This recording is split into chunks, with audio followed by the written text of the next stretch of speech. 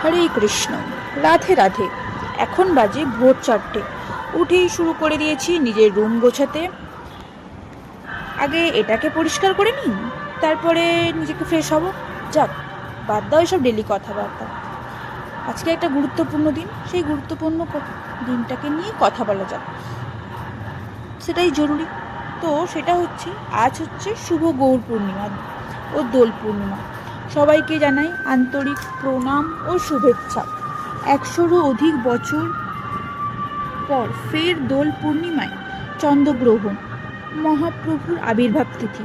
শাস্ত্রমতে শ্রীচৈতন্য মহাপ্রভু কলিযুগে আবির্ভূত হয়েছিলেন এমনই এক গ্রহণযুক্ত পূর্ণিমা তিথিতে। চৈতন্য ভাগবত ও চৈতন্য চরিতামৃতে এর উল্লেখ রয়েছে। তো কে কে এই মহাপ্রভু সম্পর্কে জানো? তো জানার জন্য চলো তাহলে আমাদের পিছনে ফিরে যাওয়া যাক। বাংলার 1407 শতাব্দীর 23শে ফাল্গুন পশ্চিমবঙ্গের নদিয়া জেলার অন্তর্গত নবদ্বীপের সিধা মায়াপুরে তিনি জন্মগ্রহণ করেছিলেন। তার পিতার নাম ছিল জগন্নাথ মিশ্র, মাতার নাম ছিল শচীদেবী। জন্মের পর নিম গাছের নিচে না রাখা হয়েছিল বলে তার নাম ছিল নিমাই। গায়ের উজ্জ্বল গৌর বর্ণের জন্য তাকে গৌরাঙ্গ বলা হতো। তার প্রকৃত নাম ছিল বিশ্বম্ভর মিত্র। আশা করি এই ব্যাপারটা কম বেশি আমরা সবাই জানি। তো আজকের দিন 2026 সালে শ্রীচৈতন্য মহাপ্রভুর 540তম আবির্ভাব তিথি উদযাপিত হচ্ছে। তো ব্রজের যিনি কৃষ্ণ, তিনি রাধাকান্তি ভাব নিয়ে কলিতে শ্রীচৈতন্য মহাপ্রভু রূপে এসেছিলেন।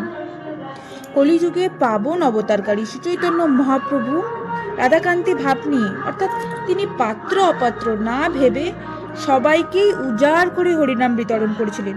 এমনকি জীব উদ্ধারের জন্য তিনি ধুলাতে পর্যন্ত গড়াগড়ি দিয়েছিলেন।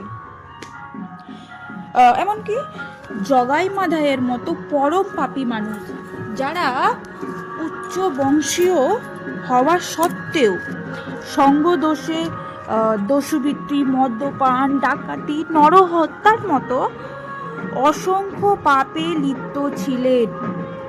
বলা হয় এমন কোনো অপরাধ ছিল না যা তারা করেননি। পুরো নবদ্বীপবাসী মানুষ তাদের অত্যাচারে আতঙ্কিত ছিল। সেই পাপী তাপী মানুষকেও শ্রীচৈতন্য মহাপ্রভু উদ্ধার করেছিলেন। তাহলে আমরা কেন নই? যাই হোক, আমি মূল কথা থেকে সরে যাচ্ছি।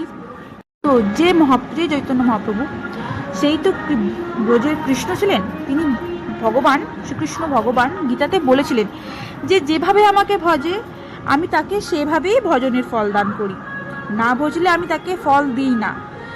সেই কৃষ্ণই কলিতে রাধাকান্তি ভাব নিয়ে কত করুণায় বিগলিত হয়ে বলেছিলেন, কেউ আমার কাছে চাক আর নাই চাক, সে পাত্র হোক বা অপাত্রই হোক, আমি বিবেচনা না করেই তাকে নাম দিয়ে দেব।